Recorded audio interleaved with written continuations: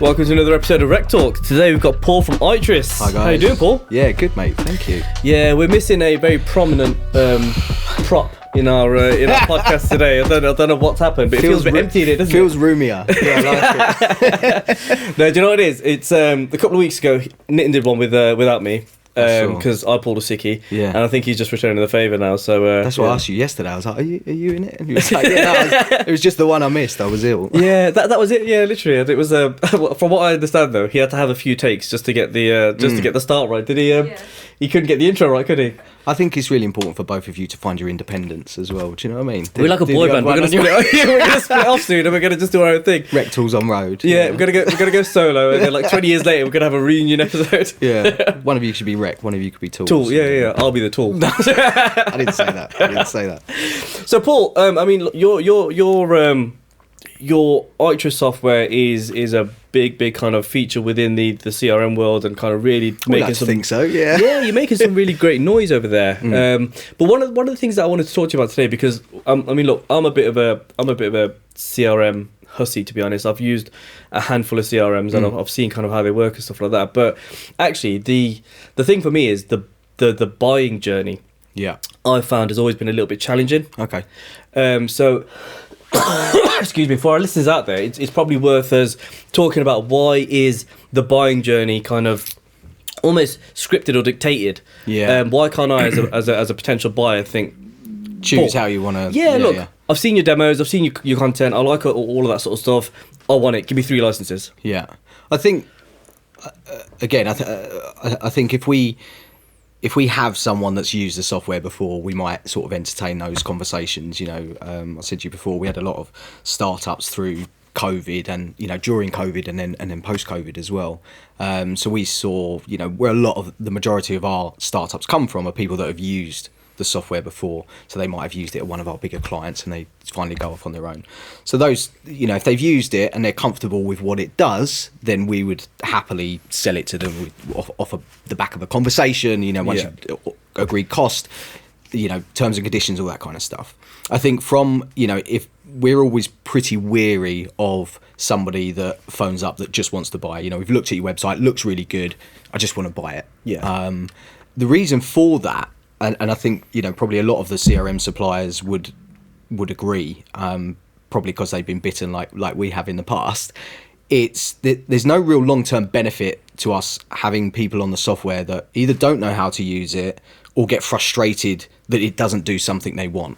So for us, that initial conversation. So we did an episode of our podcast called Behind the Demo, where we go into detail of exactly what happens when you click that book a demo button, the process from a CRM's point of view. And I think what's really important there is that, to highlight that, we want to qualify you. And we were talking before about, if you had an applicant come in, they had a really good CV, you want to talk to that person. You're not just going to market them out. I guess some recruiters may do that, but not very ethical. And same with a job spec, right? So you get job spec. We want this. You're not just going to go off and start recruiting for it. You want to what's the hiring process? It depends how detailed the job spec is, I guess. But if it's vague, you want to know what the hiring process is. Who the line managers are, how many interviews are there going to be, so you can then advise people that you're talking to. It's very, very similar. From a recruitment CRM point of view, we just want to know. What do you want to do? Not just from a CRM point of view, but what does your business look like now? What's it going to look like in the future? What are your needs in terms of initial sort of CRM tech, integrations? So looking at our partners, to see that we're a good fit. That we're a good fit for you in terms of your business now and in the future. But actually that you're a good fit for us as well, because as I say, we don't want to sell to people that are not going to get the most out of the software, or that we know we're not right for.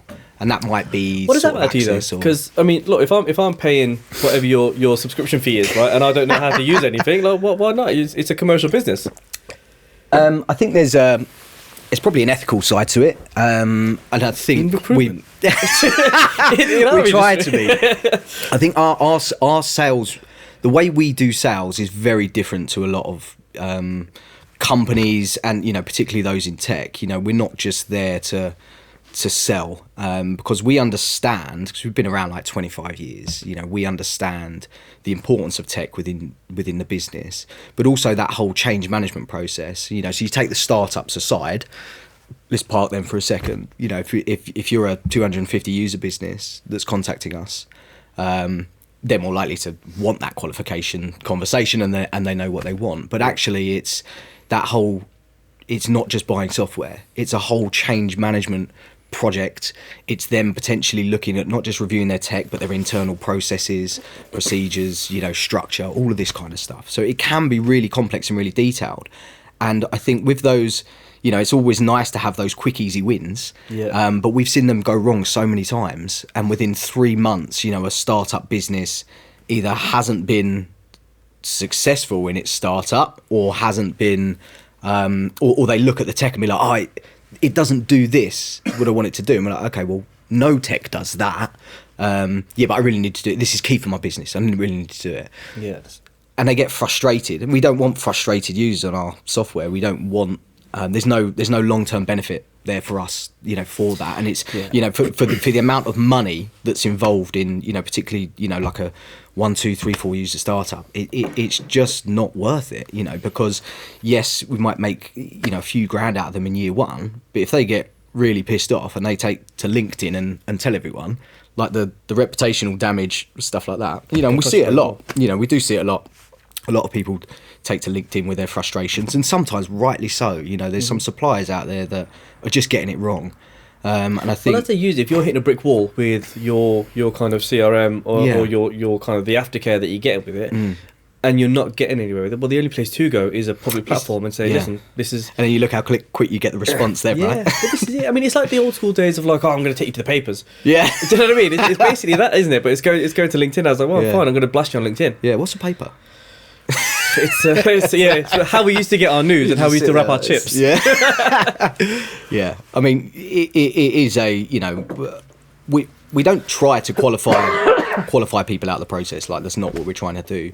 But quite often, sometimes we will find that once we've had that qualification call with them, that actually it's not a good fit, you know, where you want to take the business or how you want to work or recruit. And, you know, we can say, I don't want to waste your 2 hours of your time on a demonstration, or I'm not willing to sell you the software until you've seen how it works, because what you've said is not how our system works. And I think a lot of recruiters and a lot of people in the industry would just think, CRM's a CRM.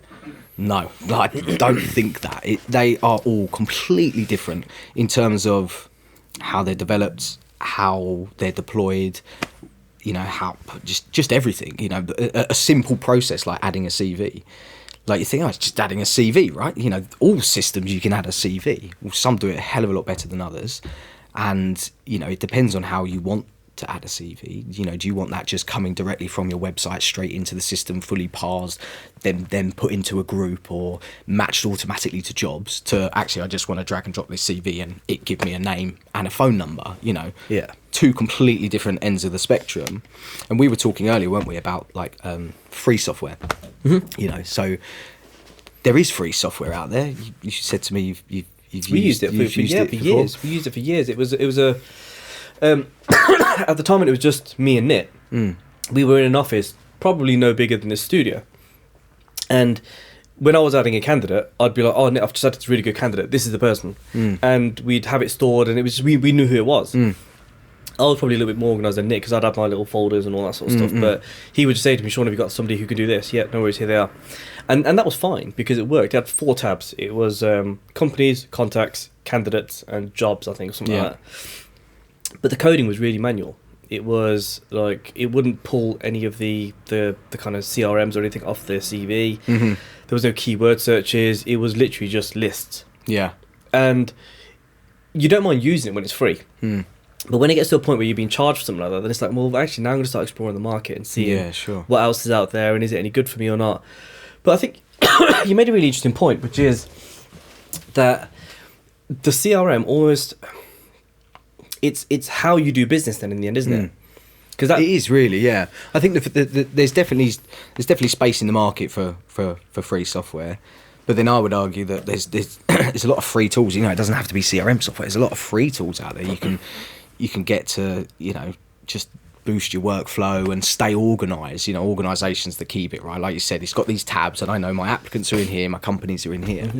And when I did recruitment a long time ago now, I was similar. So I worked for 2 recruitment agencies in the city, and they both used off-the-shelf software, but they were very old, antiquated software. So they were paid for, but it was just easier to have a spreadsheet and have a decent folder structure. Yeah. Like if you can be a little bit organised and stay on your game, you know, because they were basically glorified phone books. You know, that's all they were. And you then spend more time trying to see the wood from the trees, and it's like, oh God, actually, I'm just going to have my own bit over here. And as much as the companies tried to discourage that because they wanted everyone to use the CRM, it's like, well, it takes me 2-3 times longer to do it that way. And that's why tech's so important.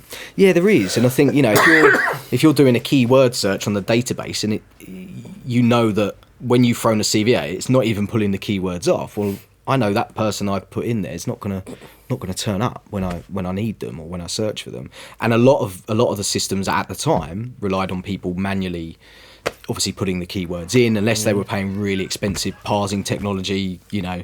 But it's tricky, because then you're relying on human error, then, aren't you? If you're relying, you know, Dave, who works on my team, I know he just throws them in, and he's got his own. Yeah, and then you get secret keywords, so they know when they search that keyword, that person's going to come up and all that kind of stuff. Yeah, it's the equivalent of, like you say, top shelf in a CV. I'm going to stick that in there. I know it's there for later.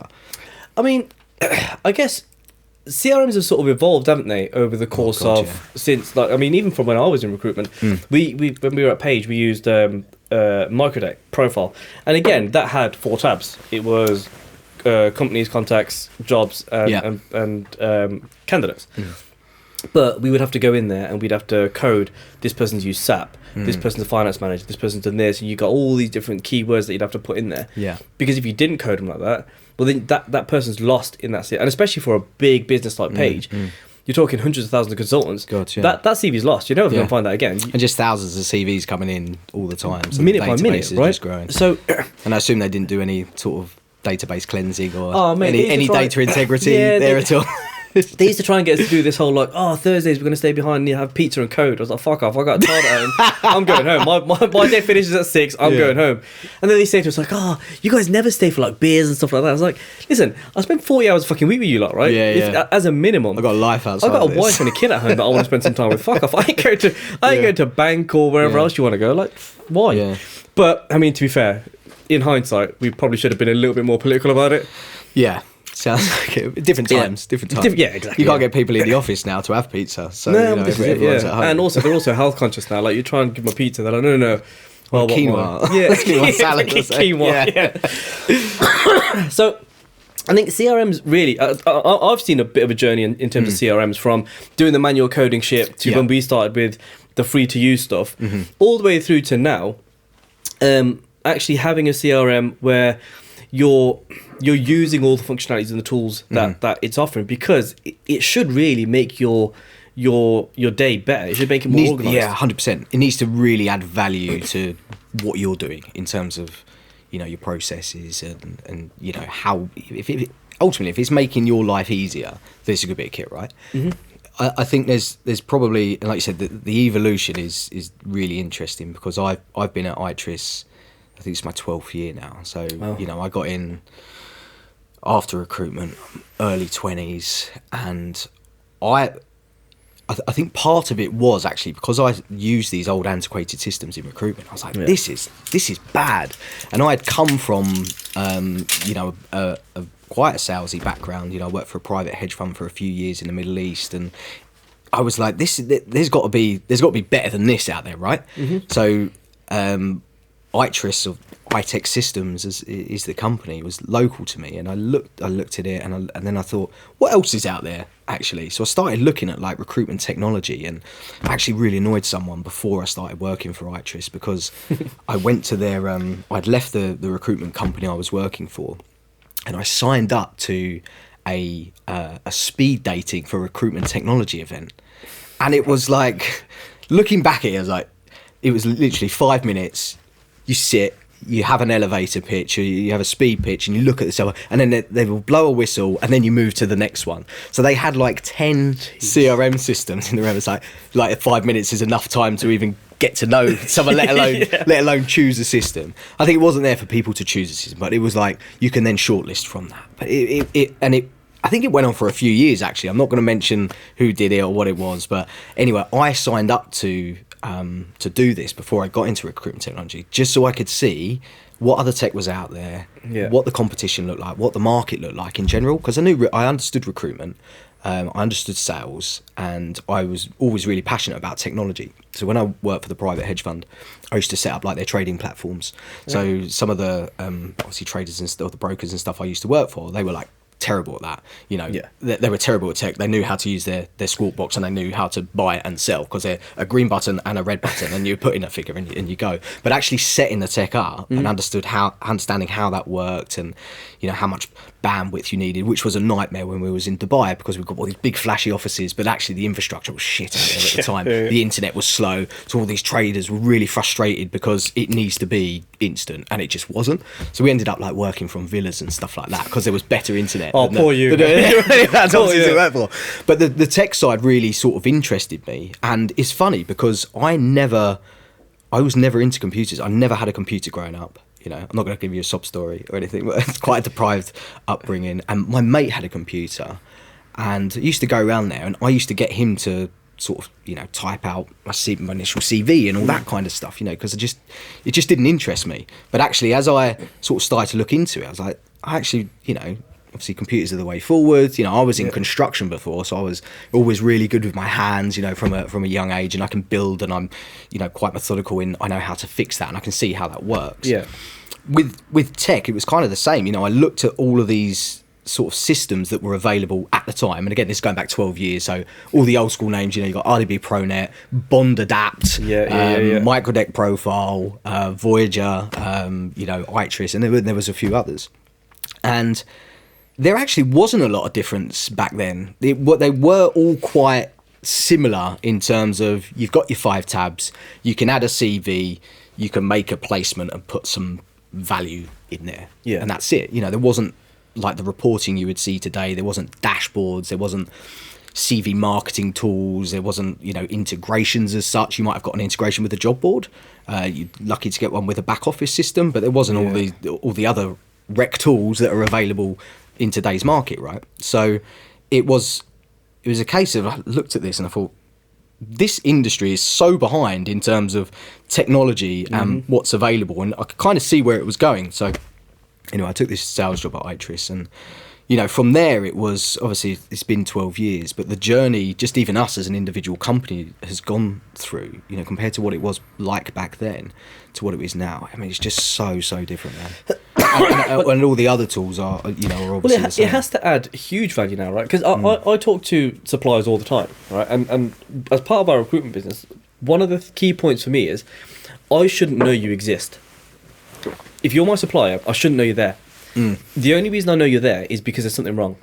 Yeah. And if I'm talking umbrella companies, invoice finance, CRMs, job boards, anything like that, I shouldn't know you exist. It should just be seamless, and it should be part of my process. If I know you exist and I'm having to constantly talk to you, something is going wrong. But actually, to avoid getting to that point, that's where the demo comes in. I wonder why you recruit so hard to build relationships with once you're a client. It is though, isn't it? Because look, the reality is, we're shit at recruiting for ourselves as well.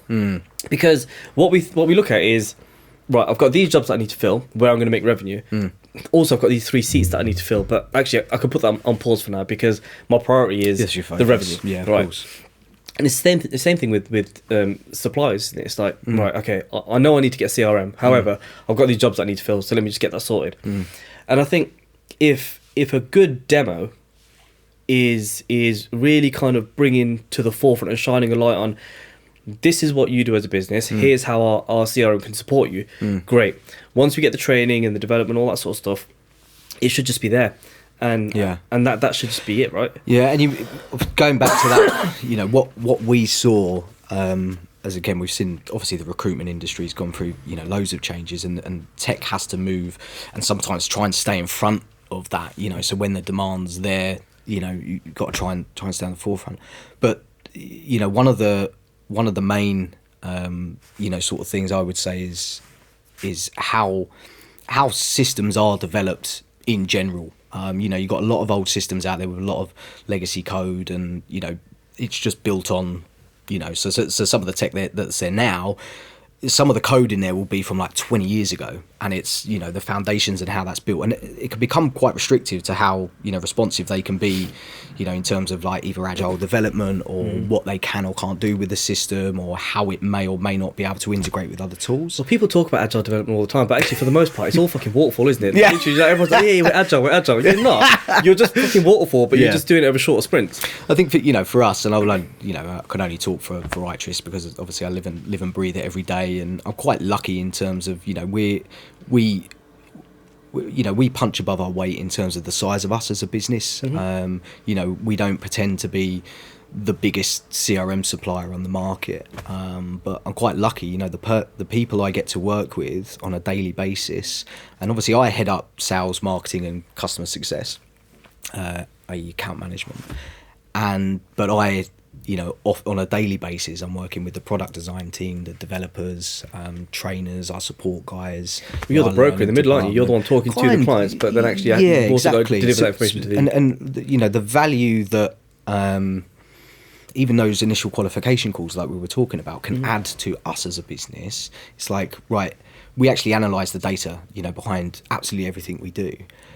But where, how we've developed our new product has come from, as I say, we've been going 25 years. I've been there 12.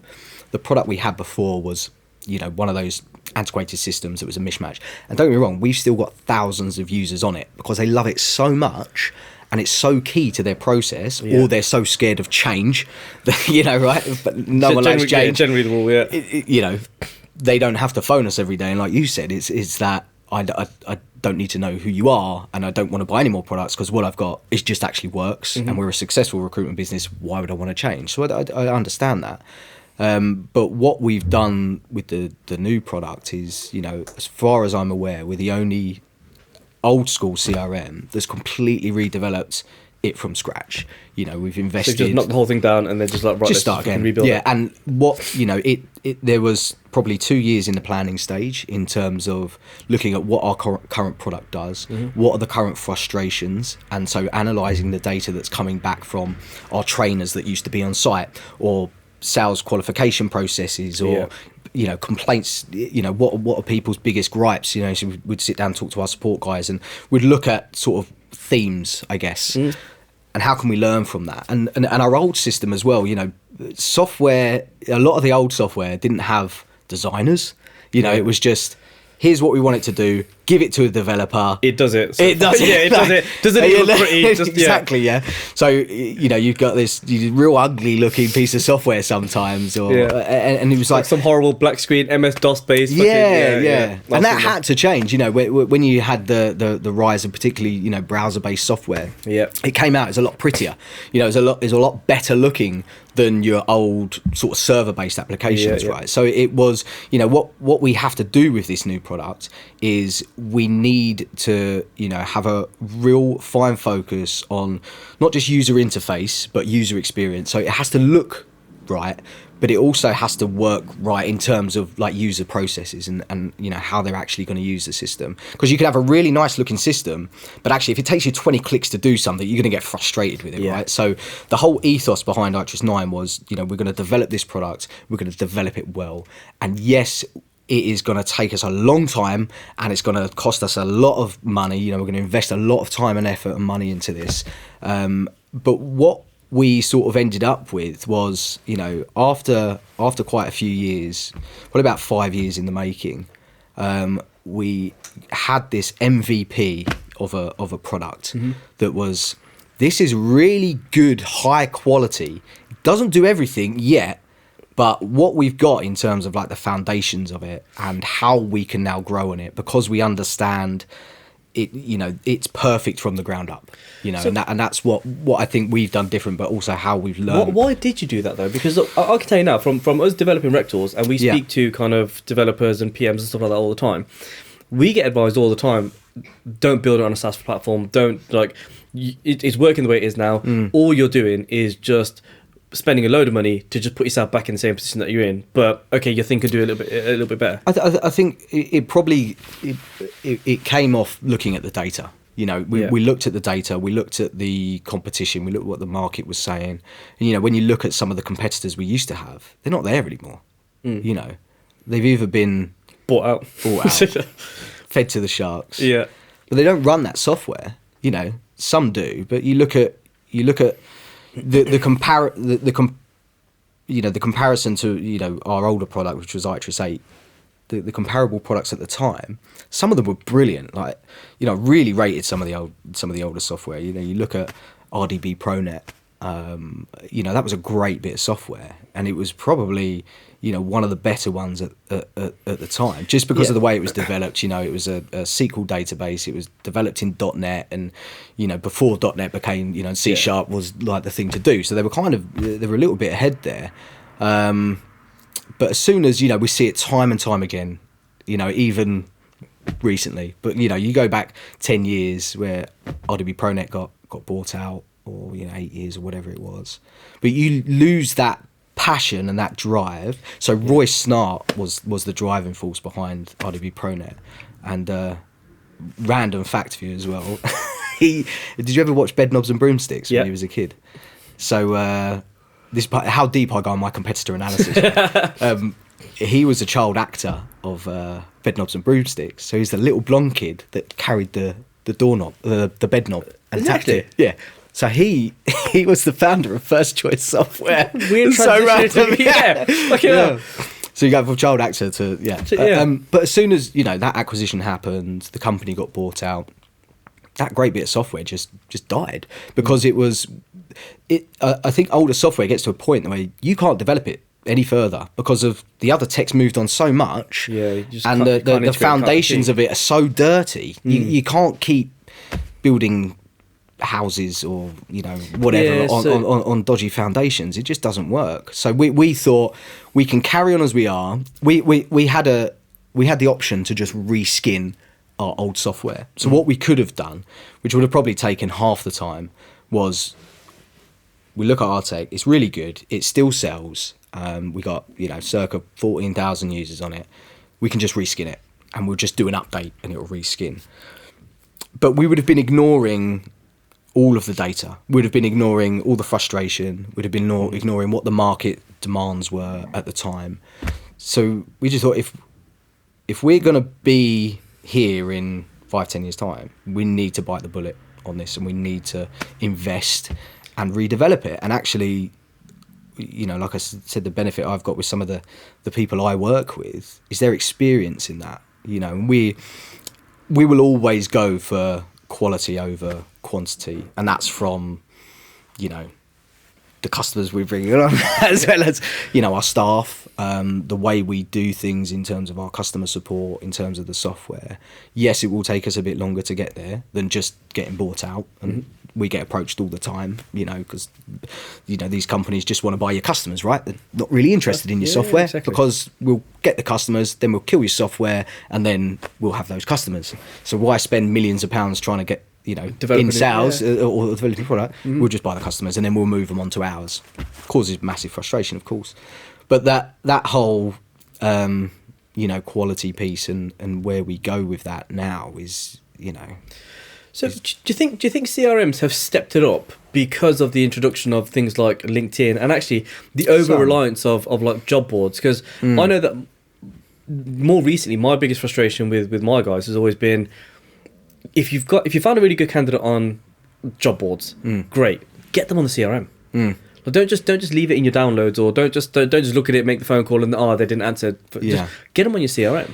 So do you think there was an over reliance on CRMs, not on job boards, over reliance on LinkedIn, that sort of stuff? I think so, and again, I think it depends how good your CRM is. I think there, you know, some people would have just, you know, I know, you know, I've got all of this stuff on LinkedIn, I've got all this stuff on the job boards. I don't need to put it in CRM. It's like extra work. You know, I know where it is. And typically there might be your top billers. So from a manager's point of view, it's like, oh, please use a CRM. It's like, well, it's like, I don't need put 20k on the board. Please, I'll give you some pizza. But quinoa. If you can show them, I think where a lot of companies get it wrong is they either don't understand their CRM enough, or they don't share the value in using the CRM, and they don't communicate that properly. So we found ourselves going really heavy, especially over the last few years, not just into, we're not just there to sell you a CRM, give it to you, let you crack on. Particularly with the bigger companies, it becomes a whole change management piece. Some of these projects where you're migrating data from one system to another can take several months. Yeah. And, the companies that do it well, they've got all of their key stakeholders on board from the initial reviewing process. So let's have a look at software.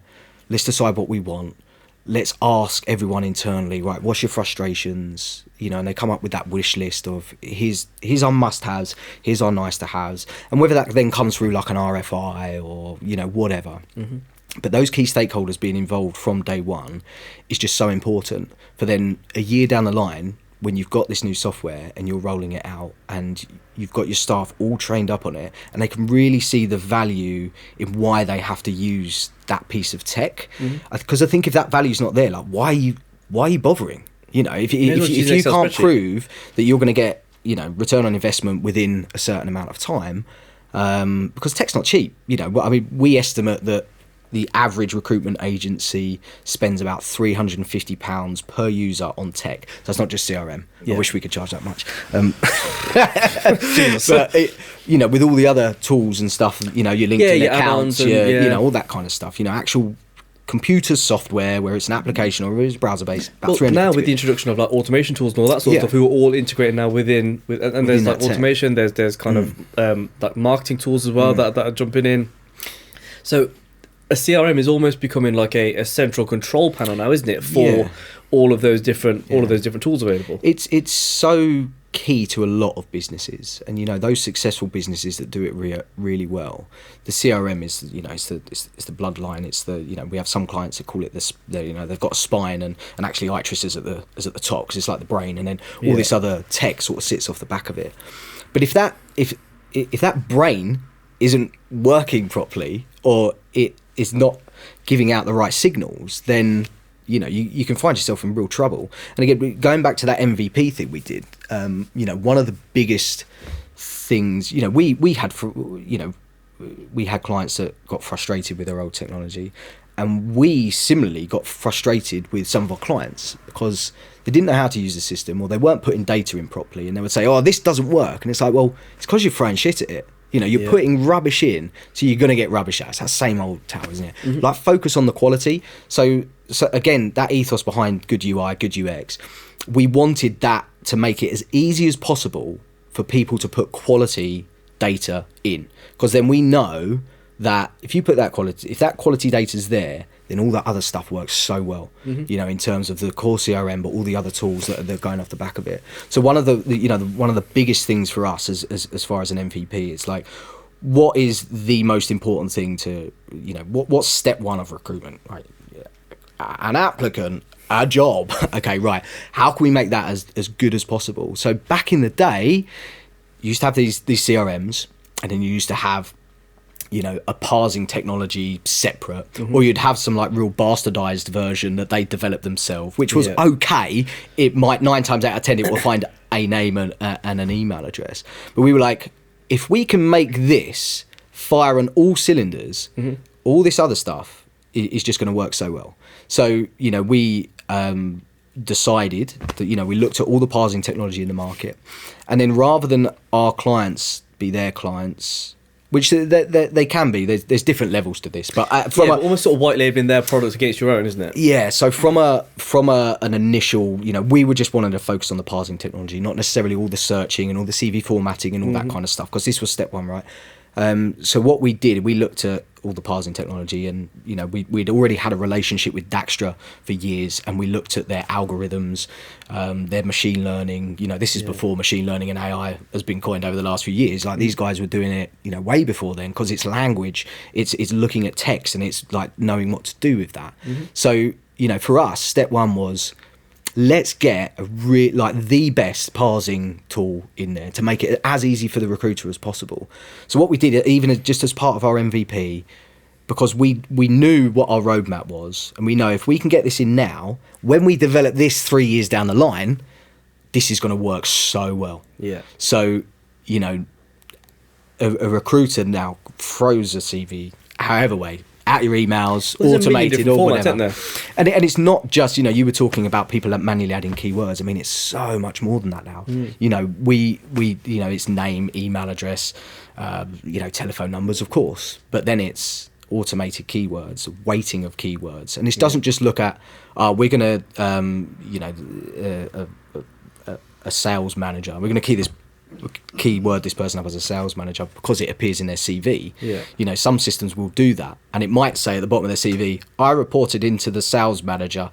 You don't want that dude turning up in your search as a sales manager, right? Of course. So what some of the technology does behind it now is it will look at that, and it will be like, you know, in what context is that word, you know, written, and it will weigh these keywords. It will like, this person is really highly skilled in this, not so much in this, just because it's mentioned.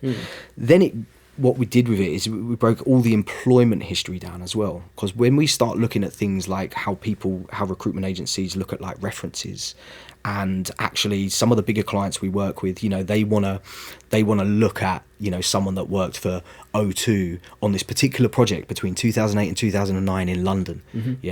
So then we start scraping all that data, and what that gives you is like really rich data. So when someone goes and does a search, like, oh God, I've got this client, they specifically said to me, you know, we love people that work for this company, and in particular, if they worked on this project between this date, man, we will pay over and above. So like giving the ability to look at that data and them not having to go and manually put that in, because you put it in a note or a comment, it's gone, right? You know, of course it is. There'll be 1,000 notes, especially there's modern day CRMs now where the minute you send an email, it's just added as a note rather than a separate category. It's added as a note. It's a text message, it's added as a phone call and that sort of stuff. So actually, what you really want is your really important notes should be somewhere separate, and all the kind of activities should be listed somewhere else. But I think, and I think this is the point, is that CRMs who really kind of get into the brain of how recruiters are, because we're all inherently lazy, right? Recruiters are inherently lazy. It's true, right? We looked at the data, we know. It's true those days. Like, if there's something that needs to be done manually, a recruiter will find a way and a reason not to do it. And they'll think, oh no, but I've got to do something else instead. So it needs to be as user friendly as it can be for the recruiter, and almost it needs to incentivize them to use it, because they just won't. Because like I said, the reliance on LinkedIn, the reliance on job boards, the reliance on their top drawer, the folders that they've got, all of that sort of stuff plays a part, doesn't it? Yeah, and I think, you know, like you just said and what I said before, you know, they don't want to understand how it works. You know, they're salespeople, you know, and they want to do what they're good at doing. They want to be talking to people, want to be working with their client to find someone best fit. And if they've got the tech there to do that, it doesn't matter what tech it is, but as long as it doesn't frustrate them, as long as it looks all right, you know, and you got to stare at this thing like, you know, a lot, right? So, like, you know, and sometimes people hate change, you know, even when, you know, LinkedIn makes a little change, I can't believe that, and they do like rolling updates, so your colleague might get it first, and well, LinkedIn's updated, mine hasn't. You go and look at it, like, oh no, I don't want that. I got pissed off with LinkedIn yesterday. I was on my phone, I was trying to put a post out, and I was like, why the fuck can't I put a post out? Because they've updated it on the app. So now there's a little like post button at the bottom, rather than, you know, you scroll to the top and you could just click on the thing. Now it's at the bottom. I'm like, well, what was the point? Like, just leave it as it is. But then you kind of used to do. It's just first world problems, isn't it? You might get frustrated for like 10 minutes, and then you'll soon get over it. But what we just have, you know, what we were doing 5 years ago, looking at the data, and we you know, as a CRM supplier, we just continue to do that. You know, we've got a suggestions button actually in our software, which we encourage people to use, because what it does, it helps us define where we're taking the product. It helps us look at where the frustrations are, what can be improved, and what the market is actually demanding. So we actually listen to our customers, and that's not just from, it's a big cliche, isn't it? Oh, we listen to our customers. But it's true. We genuinely analyze the data, and we look at what do people want, what are people asking for, how can this be improved? Because as much as we've got, we've been going 25 years, so the company's got 25 years experience. But if you look at some of the people that have been there, I was talking to you about a developer earlier, wasn't I? He's been with the company like 24 years. He does all our migrations with our PM guys, and, some of the guys have been there 19, 20 years. I've been there 12. And, we've done well to retain that skill and that talent within our business. Because again, for us, it's that quality over quantity. Some of our employees are so key, to what we do, and every single individual is valued from the some most of junior person could from of our from like a technical support. Not that that's junior. I mean, we don't really class that there's a hierarchy or structure. We are one big team that develops bloody good software, and everyone is key to that. To the person that's helping someone learn how to use it, and the tools we offer around that. So we spent loads of time creating videos and this whole knowledge base to make it easier, so people weren't relying on us to teach them, that they could go off and do that themselves internally. It's that whole teach a man to fish thing, right? Yeah. We weren't just giving fish, we were like, look, let's teach you how to fish, and then you can go off and fish yourself. So it was the same sort of thing, and everyone is so so key to our process, and we're really fortunate. I look at I still do competitor analysis regularly, and I look at the tech, and I look at how some companies are structured, and also old 40s movies to make sure that the competitors aren't in there. That's so random. There is. I'll maybe send you guys some of our competitive analysis, because there's some such random facts like that in some of them. There was another one that's related to a film. I can't remember what it was now, but Bedknobs and Broomsticks was a childhood favourite of mine. So it was like, when I found that out, I was like, no, because I used to look like him when I was a kid. I was like small, blonde hair, not like a flat guy. All right, governor, it wasn't like Cockney or anything. But and then I looked at Roy. I was like, oh, I hope I don't look like that when I'm older. Sorry, Roy, if you're watching. That's. But I think throwing shade there, mate. What? So we can have it out.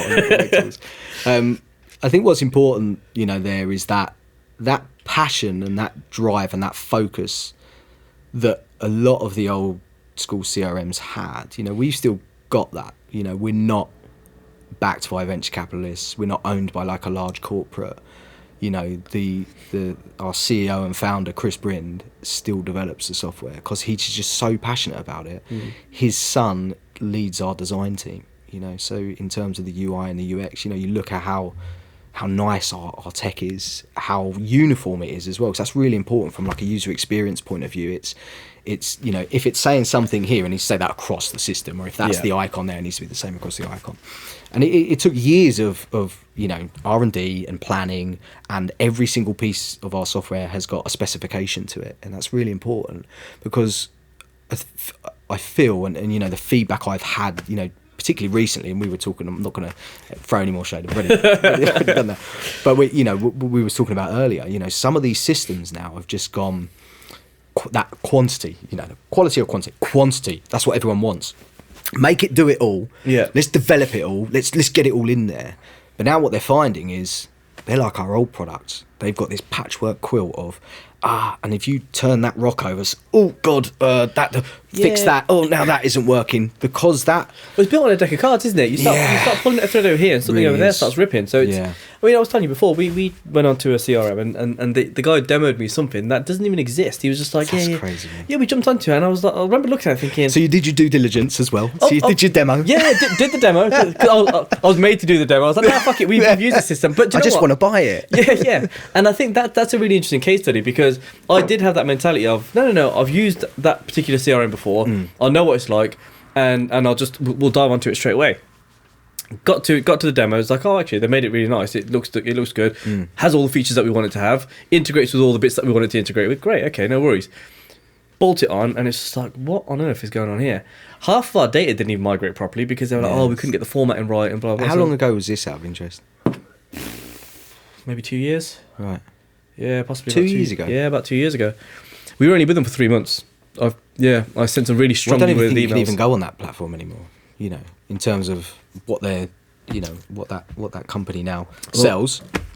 You know, and again, if you look at that company we were talking about, and again, I'm very conscious about naming anyone, but I don't want to piss anyone off, man. I'm too old for that now. We do it already. We made a career out of it. But if you look at, you know, these companies, the tech they've bought, and like I can show you, like it's all in the competitive analysis. If you look at the tech they bought over the years, it's just right. We're going to buy that, and we're going to get rid of all of these people that were driving that tech, because we know that tech's there and we know the customers are using it, and we're just, you know, we need to cut back and we need to maximize our profits on it. All of a sudden that tech dies. Oh, now we're going to buy this one. You know, so how do people? Yeah, because now what we're doing is we're losing X amount of customers from this particular acquisition. Yeah, half of them are gone because they're pissed off with us. But now they're going to leave. So we need a better product. Yeah, so we're going to buy another one. Yeah, we're going to buy another one, and the demand's there, and we're not going to develop it. We're just going to go buy it because it's cheaper, it's easier. But they don't. If you know, as a, you know, we're like a traditional software house, right? So we don't outsource anything. We employ everyone and have done for a long time, right? Yeah. So from, you know, our R&D through to development, testing, product, in terms of product delivery managers and all that kind of stuff. But then on top of that, like you'd expect that, like if you're developing software, that's like your key things. But then, you know, our learning and organizational development department, you know, we have people, CIPD qualified people that will understand our tech, you know, have been involved in the process of designing and delivering it, and etc. That will come and help you understand the tech. Yeah, a lot of companies outsource that. Data migration you mentioned earlier, such a massive topic at the moment because there's so many companies getting it wrong. And I personally think, and I've not, you know, I don't know this because I don't know, you know, I go into detail, I don't go into that much detail in terms of what type of people they're actually employing to do work or whatever. I know we get it right because the people we've got doing that work have been doing it for 20 years. So they understand data, they understand migrations. We fine-tuned our process to hell, right? And we're still, you know, we still look at the data and we still look at where can we improve, how can we do things better. So we're constantly fine-tuning. But what, you know, sets us apart and what we're seeing is selling the software is the easy bit, right? You know, particularly for someone like you that just wants to pick up and... You just demo them something that they're going to like and then sell them something else. This is why that quality starts from A, the beginning of the software development, but B, on that user buyer journey in terms of that qualification call. Because, you know, you can sell a software, delivering the software and going through that whole change management piece and doing the data migration where you haven't got anything missing, or there's been a data cleanse as part of that process, and it's all documented and signed, and, you know, from a GDPR point of view, there's no data breaches, there's nothing goes missing that shouldn't have gone missing. That's hard. That is hard, and a lot of companies struggle to do that, to actually deliver the software. So we see people go to leave, not necessarily us, but any software, and they choose another software, and they spend £20,000-30,000 doing a data migration and getting their staff trained, and then it doesn't do this. We really need it to do that, or the migration, we can't do the migration. We're gonna have to ditch some data or whatever, and it's so dangerous. You know, if you look at, you know, the value in your guys' recruitment business, it's obviously your staff and probably your data. I know, like, and what's in your database. Yeah, absolutely. So risking that through a change management process, oh man, we see a lot of people get it wrong, and that's why we don't hard sell people. You know, we try to be really consultative in our approach. And, you know, I think we've got, you know, even some of our sales guys have generally been there a long time, you know, talking like 8-9 years. So they really understand recruitment. But then we carve that up as well. You know, we sell recruitment software. You know, if you're an education recruiter, you're going to get a completely different tailored experience through that demo process. And, you know, we understand your industry. We understand what recruitment looks like for you as an individual working in a particular sector within recruitment. So, you know, getting it getting that process, we've gone full circle now. Yeah. We're getting that process right from day one in terms of that qualification helps us understand what you do, but how you're going to use the software. So then we can try and advise you, correctly. So do you think then, if I'm a new startup and I'm looking at different types of software and CRMs, should I, if I'm thinking I've only got a budget for a free to use CRM, Yeah. Is that the wrong sort of mentality then? Is that long term? Will that cost me more then? It depends. Yeah, it really can. Yeah, it really can. I think, those free to use CRMs or tools or whatever are great, but actually I think what people should be doing is looking at not just what they need now, but what they need in the future. And again, this is the kind of questions we ask. Like if someone comes in as a startup, what's your plans for the business? We know it's just you now, and here's what you want to do. But actually, is there any plans to recruit more people? Like you're in this sector now. What's your plans here? We just want to focus. We're just focused on perm. Okay, would you move to temp? So do you need sort of temp functionality in the software? I mean, ours kind of comes with everything as standards. There's not different packages, but we just want to understand. So then we can advise, right, we do this, we don't do this. Because, like I said, we don't want people getting frustrated with our software, or we don't want to misguide, sort of anyone. We're not in a business to do that because it costs us long term. But in terms of costing, that free bit of software, if you pump data in it for 6 months and then you've taken your business to the next level, so you've been really successful. And bear in mind, we've worked with businesses that have gone from 2 user startups to now 400-500 consultants globally. You look at like LHI Group's been a client of ours for 19 years, when there was 2 or 3 of them working out of a garage. And it's your typical like startup story. It's great. I love those sort of things. When you look at even Facebook and all that kind of stuff. You see how well they scale. And they're a massive global organisation now. And to think that we've supplied them, and what the software looked like then to what it looks like now is completely different. So we don't some companies will turn their nose up at like a 2-3 user, and we're like, man, you're dumb. We've got some really good customers that started like that, and they're really recognisable brands within their market, and they're winning awards, and they're because they're doing everything right. Yeah, you can we like to think that Itris has been a massive part of that, of course. Yeah. But it's if you're taking your business to that next level, and you've been pumping data into a free bit of software, you've got to get that data out. If you want that data, like some people do scrap it and start again, some small companies, but that's going to cost you. They might be charging you to get that data. So again, like this is the kind of question you need to be asking as like a buyer. Well, if I put data into here, I know it's free, but what about when I want to move? Are you going to charge me to get my data out? No, 9 times out of 10, I think the answer is yes, they probably will. Because it's either in a format that they've got to decrypt it, which takes time. They've got to do all of this stuff to provide you with data. And then you've got to look at, well, where do I want to take it? If you've got a system, if you've got a dream system in mind, like you should be understanding what format has that data got to be in order for me to make that move.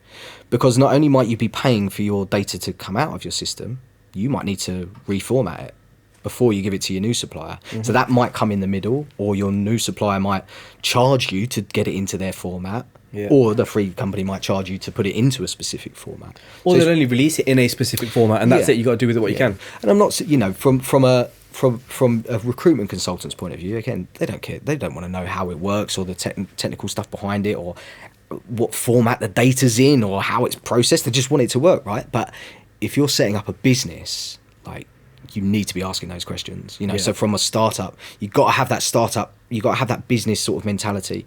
If you're starting a business, you're not just a recruitment consultant anymore. You're a business owner. And whether that's just CEO, whether that's just CFO, you, your marketing, exactly. everything. Whether that's just initially, it doesn't matter. You've got to think big. You have got to do that. And we've seen, like, to answer your question, and I've gone around it. We've seen people use like a free bit of software for 6 months, and they're like, right, they get in contact, right, we want to take our data to the next level, and it's like, they want to charge us $5,000 to get our data out, $6,000 to get our data out. It's like, and we're going to charge you to put it in as well, because we've got very highly skilled people that need to do that work. It's not free. I mean, we're offering all of your RecTalk users via RecTalk 50% discount on data migration, so Great use of hit a us plug, up. like it. But if you look at then the cost of that is 10, 15 grand. Yeah. You'd have been better off getting that. Well, yeah, you divide that 15 software, grand by what, like get 2-3 decent years or tech. whatever, and you, all of a sudden you're looking at you're probably paying about 100 quid a month anyway. Yeah, and for a SaaS product, then you're just paying like a monthly subscription. You might need to pay a bit up front. So typical, you might pay 3-6 months initially up front, because as a startup, you're a bit high risk, in terms of financials, and we've got insurance policies and stuff like that in place that we need to do our due diligence on the customer as well. But I just think if you're in that position, just look at the market. Don't just go and choose something because it's free. Don't go and choose something because you've heard of it. Do you know what I mean? Go and have a look. And it's so easily done, isn't it? Like, obviously marketing, everything, it's really powerful, that whole brand awareness piece. But we talk to so many people that go and choose a bit of software because their mate uses it. And it's like, and then they phone us and say, this isn't working for me. It doesn't do this. And why did you choose it? Oh, because my mate used it. Or because I used it at this company and they used it this way, but I don't want to use it that way. Look within. Look at your process. Look at how you want to work as a business. Recruiters aren't all the same. Yeah, it's not one size fits all, is it? People do it in so many different ways. Yeah. I wish they did do all the same. It'd be damn sight easier. Mate, honestly, it'd be easier for us to recruit those guys.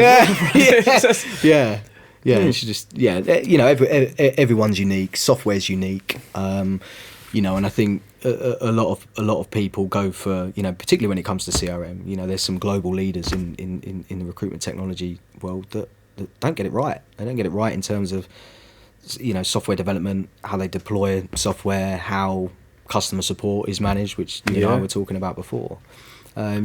Just because it's a big brand doesn't mean it's the best. Just because it's a big name doesn't mean it's the best. So have a look at what these systems do and is it right for you? And if you call us, we're not just gonna sell to you like I've said before. I'm just gonna you're gonna have a 2-hour demo and I'm gonna sell the hell out of this. And you're gonna for the next 2 hours. I'm gonna ignore your questions and I'm just gonna show you all the nice stuff because I know that's gonna wow you. What we'll do is we'll have that 10-15 minute conversation. And if we think it's right, then we'll talk more. But if we think it's not right, we don't want to waste our time. We don't want to waste your time. And we don't want you buying the system and getting frustrated with it or not understanding it or not knowing how it's going to use. Or you buy it and 6 months later, it doesn't do this and I really need to do this now. And sorry, you signed a 2-3 year contract or whatever it is. And from a tech house, a traditional software house point of view, we're, as I say, we're privately owned. We employ everyone. Everything's done. We've got office location in Kent. We've got 2 buildings, and one's very sales and marketing and account management. The other's very techie. Beanbags, pinball tables. That's awesome. I get it. Yeah, we've got pool table, dartboard, and that sort of stuff. But we are, as I say, we're very lucky. And what we're doing differently is that quality, that quality over quantity. And since we launched our MVP, which was a whole different story. I mean, we worked 2-3 years up to a date, which is when we was going to launch our product. And that was COVID date, pretty much. Like, was it March? Was it 2020? Right? Everything's a blur now, right? But that March 2020 was the date. So we had all of this advertising sort of booked in with all the, back then, like a lot of people still used to advertise in like the Recruiter magazine, Global Recruiter. And I know the guys over there really well and, always got a lot of time for them and what they're doing. A lot of stuff's obviously gone more online now. But we had all this big launch planned. And it was big for us as a business. We were really proud of what we'd done to get to this stage. And we tried to be, we had clients that were frustrated on our old product and they were waiting for this new product to come out, and we were trying to manage expectations as best we could. We didn't always get it right. God, software's and just technology is like it can be so unpredictable. You think you're there, and then all of a sudden, because you're going for that, because you're chasing that quality, we're not just chucking it out. We're going to test it, develop it, test it. you know, sometimes things can bat around way longer than they should, but we know when it goes out, it's quality. And what that gives us is we don't need 20, 30 support people picking up the phones, because people aren't phoning, you know, to make that they don't need to, you know, to make that noise. So where I was going with that, you know, I think it got to about, I think like January, February 2020, and then we were like, was looking at the news, and it was when like all of these really harsh images were coming out of China, and people just like on the floor and like a zombie apocalypse. Fields of tents and fucking shit like that. Oh, for God's sake, man, we just got over Brexit, like, and then it hit Italy like really bad. And I remember walking into a CEO and ops director at the Times office, and I was like, guys, we got to pull this launch. Like everything's shutting down. So literally, I was like all of this advertising, the website launch, and all the marketing and stuff planned, loads of digital content off the back of it, and there was a bit of a build-up campaign, so it had already been building up to like this date, and it was harsh. You know, we had to pull it, and it was like my baby. You know, I'd worked so hard on this launch, and you know, it's quite disheartening for the company, because again, everyone was very excited that we'd built this like amazing bit of kit. But like since then, you know, we did pull the launch. But then there was a massive demand. You know, all of a sudden, you had all of these either startups or people then working from home. And our old version was a server-based application. So you had it on-prem. And you had to have like Citrix or a thin or fat client to access it if you're working from home or whatever. You need to dial in. With the new tech, what we did is it's hybrid cloud. And I feel like some of the industry is still quite behind with this stuff. You know, they look at cloud and they're like, is it browser? Like, what do you want cloud for? We need to access it on the move, right? It doesn't have to be in a browser. You know, I always say to people, you guys use like Windows-based machines, do you, right? You use Macs? Yeah, for the most part. Yeah, we've got Mac as well. Yeah. So on your Windows-based machine, you use Outlook, I assume? Yeah. Yeah. Do you use the app, or do you go onto Outlook.com and use Outlook.com? The app. Yeah. On your phone. Yeah, how many apps you got on your phone, right? So, you know, getting people to think outside of, you know, it's got to be cloud. Well, we are cloud, but actually we're different. So our hybrid cloud model is quite unique in terms of some of the customers we supply, they still want control of their data. And they still want to be able to use, you know, because some of these are big enterprise level businesses that want to be able to get to their data, query their own data outside of like all the CRM stuff.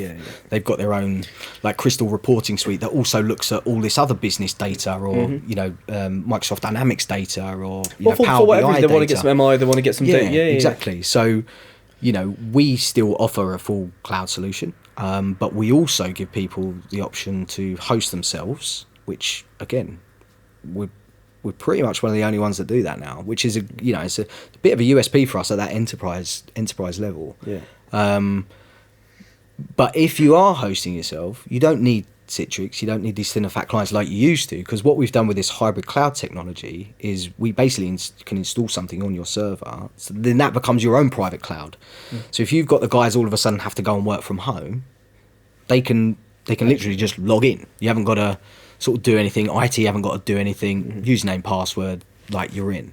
So it's great when it's going to be great when the apocalypse happens and everyone loses internet, because our customers will still be able to work, and all those access through browsers are going to be pretty stuffed. But you know, where I was going with that is it was really important for us during that period. So we had a lot of customers. So we launched it again in August, and I think since then, you know, continuing to analyze that data and continuing to listen to our customers and our users, and we do updates about every 6 to 8 weeks, and you know, our roadmap for the products spans another 3-4 years. So where we want to take this thing is huge. Journey, and it's really exciting time for us at the moment, because the market's pretty wide open. There's a lot of companies out there that are getting it wrong, and RecTalk's really kind of making a surge through the market as well, and through the industry. So to be at the forefront of that is a good place for you guys to be then. Yeah, and it's difficult because we are a lot smaller, you know, than some of our competitors, and we're not pretending to be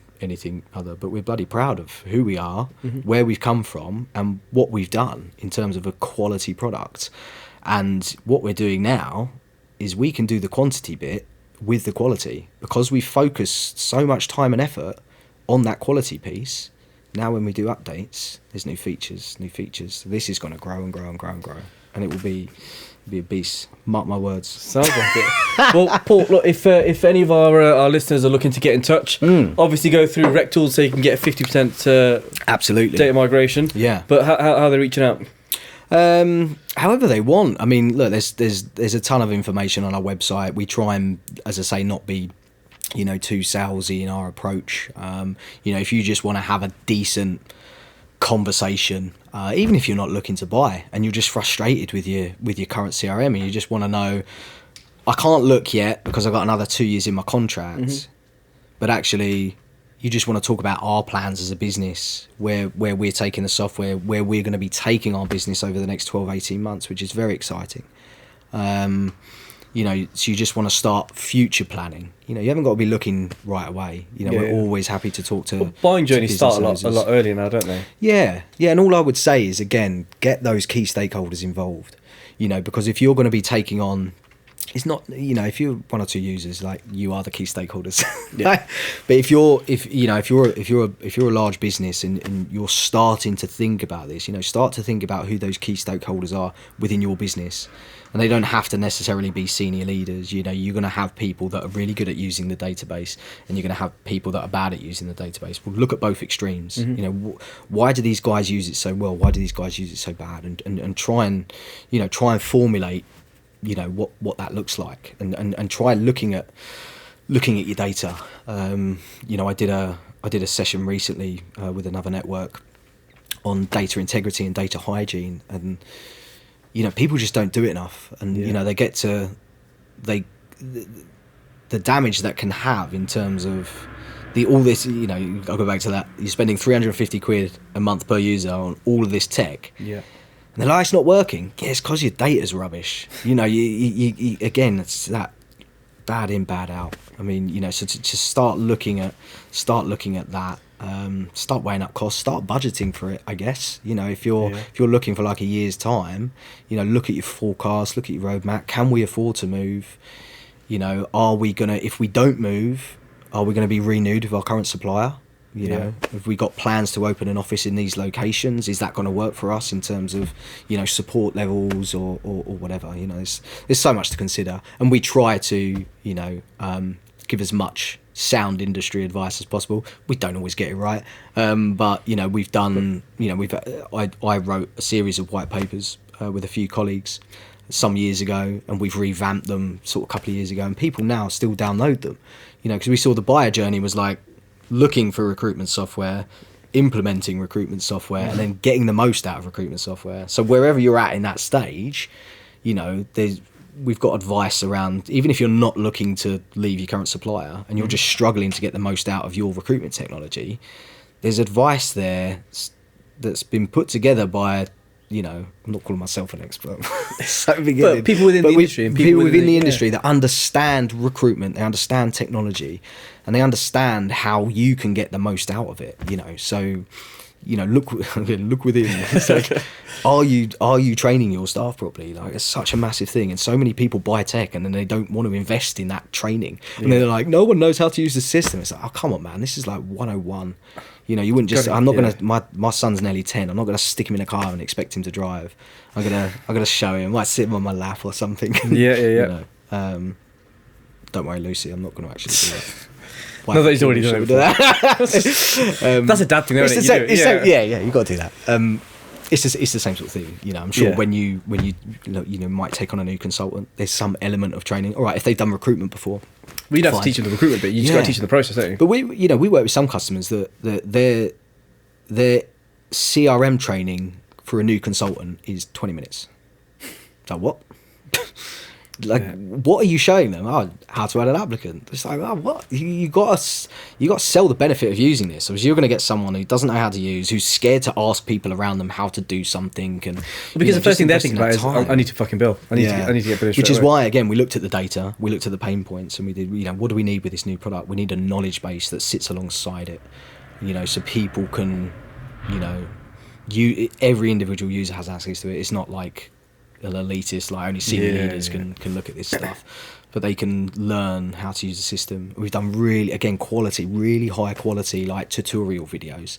And that's from like a system overview to like individual features. I think the longest one, like the system overview one's like 14 minutes. And we thought, well, if you're doing 20 minutes worth of training, that's it. Like you might as well just watch that. Like, you might as well just show them that video. But then if you want to delve into like timesheets, compliance, how compliance templates works, auto compliance, you can just like our system now, you can just add a job and it knows what industry it's in, what kind of school you're recruiting for like an education, and it can auto assign what compliance is needed. Oh, where do I sign? Fuck it up. Where do I sign? Via RecTalk to get your 50% discount. Well, look, stuff like that. Yeah. Appreciate you coming on board. Yeah, Paul. man. It's been really fun. Emotional. Great to catch up at the expo as well. Are you going back to the expo today, or is that I'm you not? done? No, I'm homeward bound after this. I've got children as well, so I can't be out gallivanting around expos like I used to. How was the alone time in the hotel? It was nice. Relaxing, man. Get to the spa. Yeah. Get the steak. Where did I stay? It's like 10 minutes down the road. Yeah. It's Golf, not Colts. No, I've forgotten what it's called now. But look, it's a lovely hotel. I'll send you a link. I did a bit after I saw you guys. You were trying to encourage me to come out for drinks. And like younger Paul was like, yeah, go. Which I think is why Nitin's not actually turned up today. Oh, exactly. To be fair, he had a few. Nathan had a few as well yesterday at the old expo. Yeah, and AJ was our camera guy. He was there down in Prosecco as well. He had a big swag bag. Had a big swag bag full of stuff. Yeah. But it was a good event though, wasn't it? Yeah, it was a good event. Obviously, I feel. It was obviously a lot. There was train strikes yesterday, right? Yeah, it was National a lot quieter than train what people thought it was strikes. going to be. But again, it's that quality and quantity piece, right? I was saying we had a lot of partners there, which is great. You know, I keep in touch with them quite regularly anyway, but it was good because I was coming up here anyway. I thought I'll pop along to the expo. Had a few decent conversations. But again, rather than it being loads of people just after freebies, you know, the people that are there are like really interested because they've actually made the effort despite the train strikes. Yeah, they've drove there. Like, unless you're local, like you guys are quite lucky, like 15 minutes like the road from the NEC. So it's something like that going on. Brilliant. You can take your whole crew, cameras, and it's not costing you a fortune. No, exactly. But yeah, I feel like the people that were there yesterday are like serious buyers. Serious buyers. Yeah. So again, some of the guys there, they might not walk away with 50 leads, but actually the 15-20 leads they've got are really good quality. Leads, and they know they're going to have those conversations. But you recruiters don't like picking up the phone and being sold to, so you know, good luck to them. Yeah, we're easy to sell to, which is why we don't pick up the phones. You're just scared of buying. That's exactly it. Scared of change. Well, look, Paul, thanks for coming along. Love to have you back on board again. We'll get you penciled in for another session. But if anybody wants to reach out, LinkedIn, the website, all that sort of stuff. Yeah, LinkedIn, all the usual channels, mate. Yeah, or go old school, pick up the phone to us. You know, we're there. So Thanks a lot, mate. No, appreciate you coming down. Thanks, mate.